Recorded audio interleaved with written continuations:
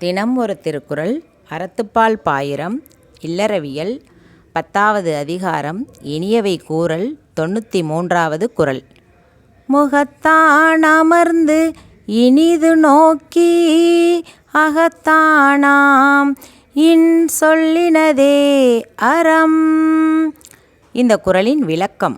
முகத்தோற்றத்தால் விருப்பத்தோடு இனிமையாக பார்த்து உள்ளத்திலிருந்து வரும் இனிய சொற்களையும் சொல்லும் அதுவே அறமாகும்.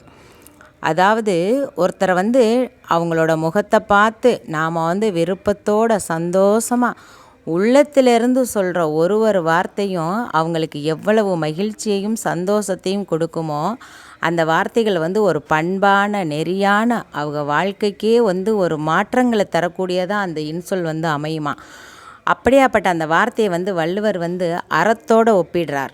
நாம் பேசுகிற ஒரு இன்சொல், ஒருத்தருக்கு ஒரு மகிழ்ச்சி கொடுக்கக்கூடிய ஒரு இன்சொல்லை நாம் பேசுகிறத வள்ளுவர் அறத்தோடு ஒப்பிடுறார்.